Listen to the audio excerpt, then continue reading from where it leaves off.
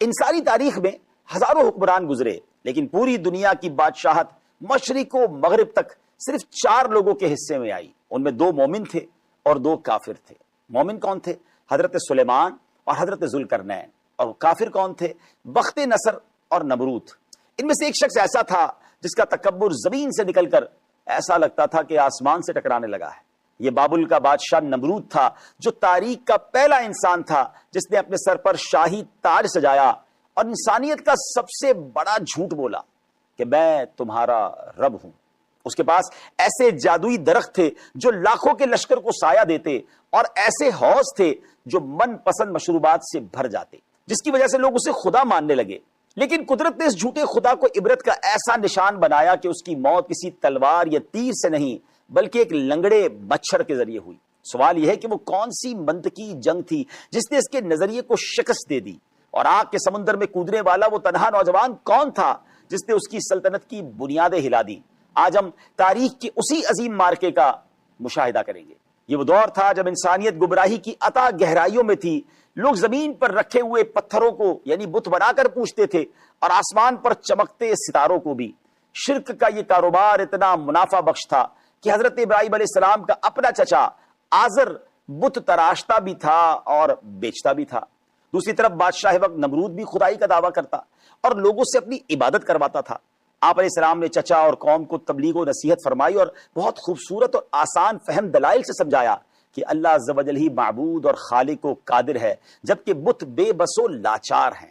حضرت ابراہیم علیہ السلام کی قوم کے لوگ اپنے گمراہ باپ دادا کی پیروی میں بتوں اور ستاروں کی پوجا کرتے تھے۔ ان میں سر فہرست آپ ہی کا چچا آزر ہے، جو بت پرستی کے ساتھ ساتھ بت سازی اور اس کی تجارت بھی کرتا تھا۔ بادشاہ وقت نمرود نے بھی اپنی ربوبیت کا دعویٰ کر دیا تھا اور لوگوں سے زبردستی اپنی عبادت کرواتا تھا۔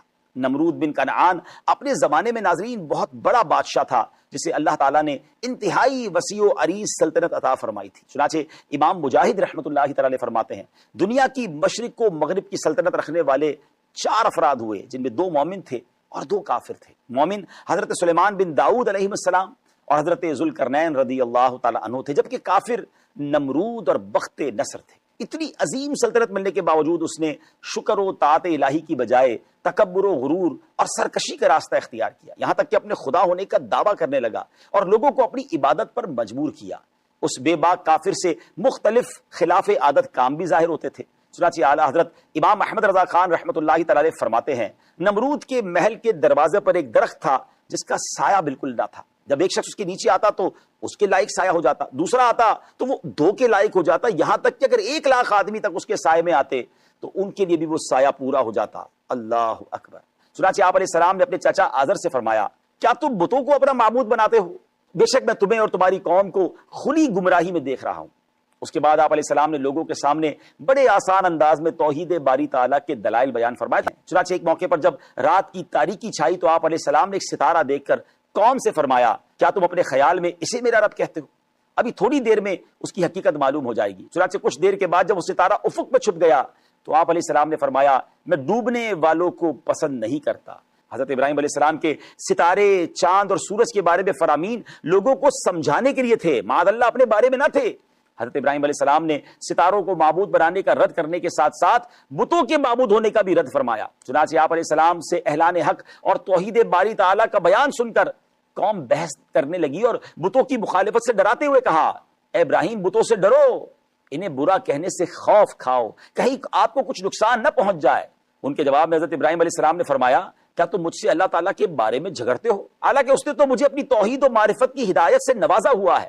سن لو، مجھے ان بتوں کا کوئی ڈر نہیں جنہیں تم اللہ عز و جل کا شریک بتاتے ہو، کیونکہ وہ بے جان، بے بس اور لاچار ہیں، نہ کسی کو نقصان پہنچا سکتے ہیں نہ نفع، تو ان سے کیا ڈرنا۔ ناظرین، ہونا تو یہ چاہیے تھا کہ نمرود اور اس کی قوم آپ علیہ السلام کی بات مان لیتے، مگر ان بدبختوں نے پلان یہ کیا کہ حضرت ابراہیم کو جلانا ہے۔ اور اب پلان کیا ہوا؟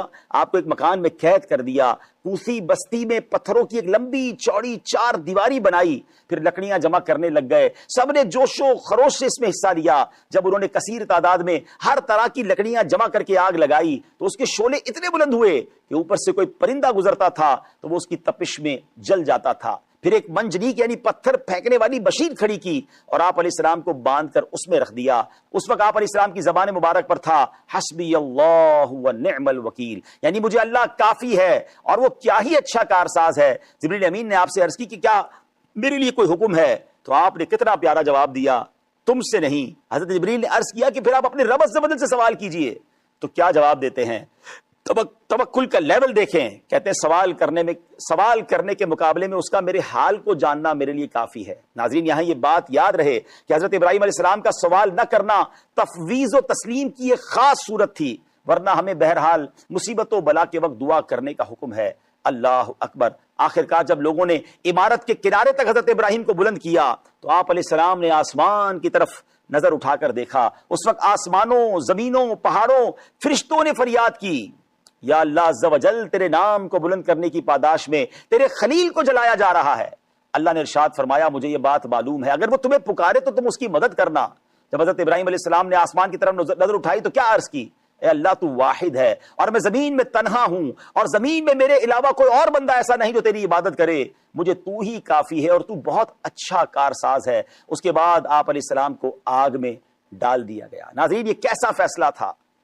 شاعر مشرق لکھتے ہیں نا، بے خطر کود پڑا آتش نمرود میں عشق، عقل تھی محو تماشائے لبے بام ابھی۔ کچھ فیصلے عشق کے ہوتے ہیں، کچھ فیصلے دل کے ہوتے ہیں۔ عقل تو کہہ رہی تھی جل جائیں گے، مگر عشق نے فیصلہ کیا۔ اور پھر کیا ہوا ناظرین؟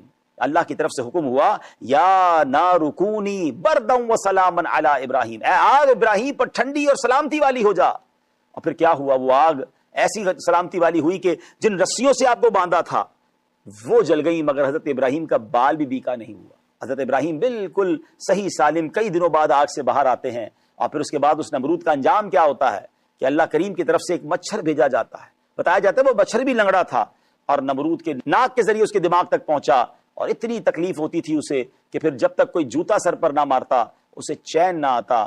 بار بار اس کے درباری اس کے سر پر جوتا مارتے، اور ایک وقت آیا کہ اتنی جوتے پڑ چکے تھے کہ سر ہی کھل گیا اور نمرود تڑپ تڑپ کر مر گیا۔ ناظرین یہ ہم سب کے لیے درس ہے کہ اللہ کو ناراض نہیں کرنا ہے، اللہ کو راضی کرنا ہے۔